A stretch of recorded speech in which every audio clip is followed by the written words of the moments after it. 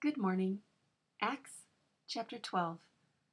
It was about this time that King Herod arrested some who belonged to the church, intending to persecute them. He had James, the brother of John, put to death with a sword. When he saw that this pleased the Jews, he proceeded to seize Peter also.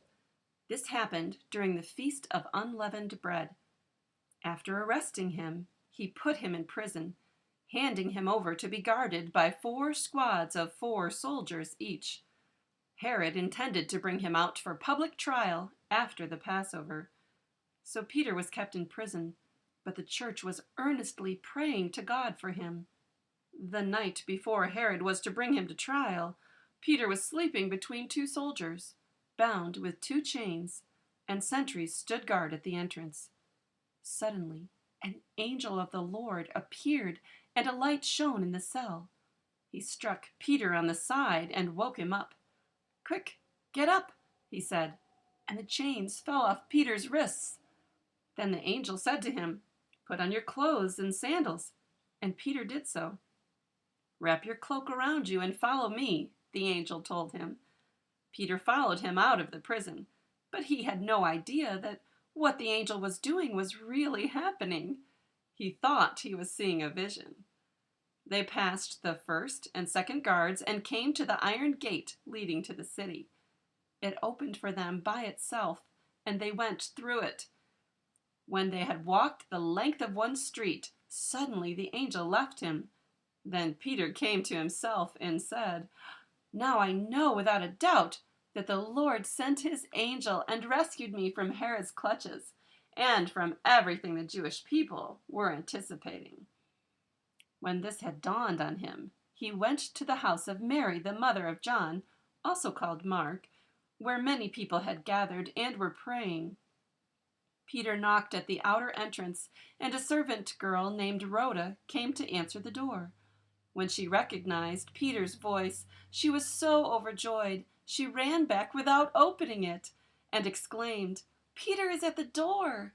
"You're out of your mind," they told her. When she kept insisting that it was so, they said, "It must be his angel." But Peter kept on knocking, and when they opened the door and saw him, they were astonished. Peter motioned with his hand for them to be quiet and described how the Lord had brought him out of prison. "Tell James and the brothers about this," he said, and then he left for another place. In the morning, there was no small commotion among the soldiers as to what had become of Peter.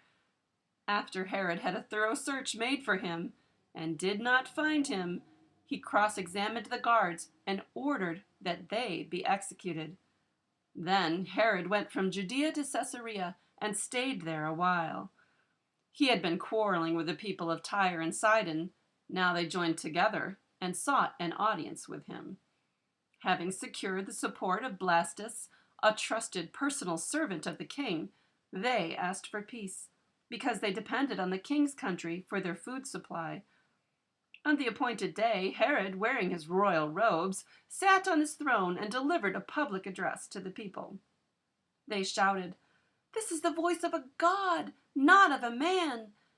Immediately, because Herod did not give praise to God, an angel of the Lord struck him down, and he was eaten by worms and died.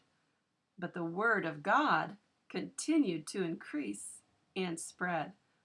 When Barnabas and Saul had finished their mission, they returned from Jerusalem, taking with them John, also called Mark.